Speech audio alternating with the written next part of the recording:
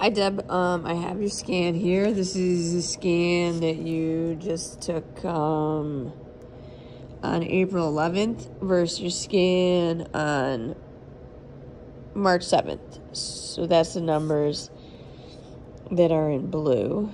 And then black is going to be versus your January scan. So I'll just go over blue real quick.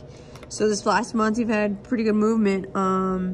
You increased muscle and you decreased body fat. So let's take a closer look. Water fluctuation was, oh yeah, I'm on blue, okay. 0.4 pounds, 0.2 pounds, so 0.6 pounds total, nothing significant there. And you gained 0.4 pounds of dry lean mass, which is your muscle cells, which is good, so almost half a pound of muscle cells. And you lost 1.6 pounds of body fat in that time. So looking at averaging just over almost 3/4, if I'm doing my math right, almost 3/4 pound a week is what you're averaging there, which is great. And that's in the last, month and a week. So your lean body mass was up 1.1 pounds. And so lean body mass up 1.1 pounds, body fat down 1.6 pounds, so your net loss is half a pound.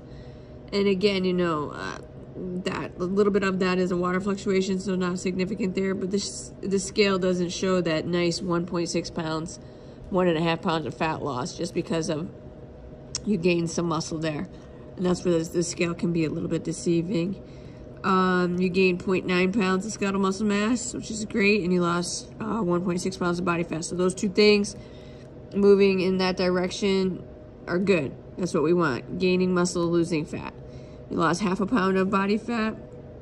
And then your right arm gained ability to support your body weight 1.2%, trunk 1.4%, right leg 0.5%, and your lost a little bit ability to support your body weight with your left arm, nothing significant, and your left leg stayed the same. And then the scan is recommending 60 pounds of body fat loss, and now that is down to 58, so that's 2 pounds less. God. Just a second.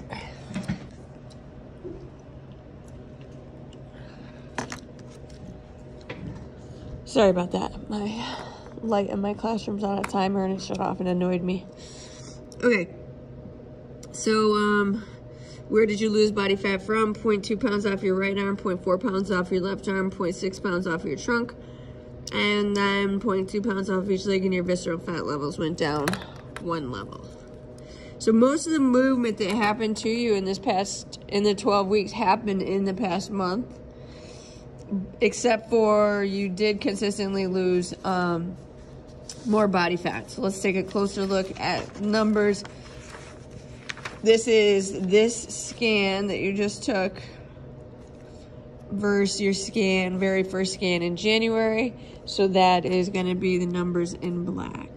And you can just take a quick look. I mentioned, in my first video to you, the C shape, flattening it out to an I and eventually a D. And you can see that the C shape that you have now there is much less pronounced, which is good. All right, so you gained, that's a gain. You actually gained 2.7 pounds of water. What? 2.7? Wow, that doesn't make sense. Yeah, that's 1 point. No, that's 2. Oh. Okay, here we go. I figured it out now. So you gained 2 pounds of water inside your cells.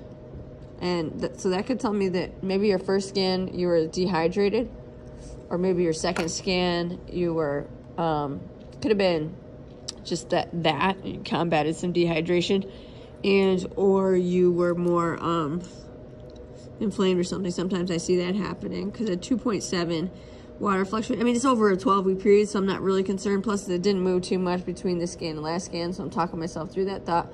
So it's probably not a big deal, but that does show 2.7 increase on the scale, right? In the form of water, which is deceiving. You gain 1.3 pounds of dry lean mass muscle cells, which is a significant gain. That's tremendous. So your lean body mass is up 4 pounds because of that increase in water weight, really. And you lost 4.9 pounds of body fat, which is great. So almost 5 pounds of body fat loss.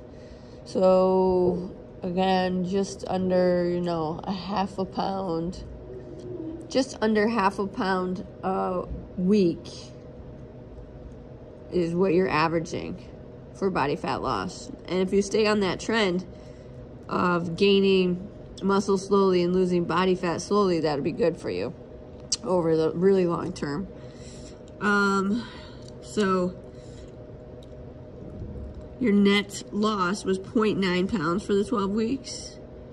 But again, you know, with that water fluctuation, it looks like the net loss, like you gained 4 pounds of lean body mass and lost 4.9 pounds of body fat. With almost 3 of that being water.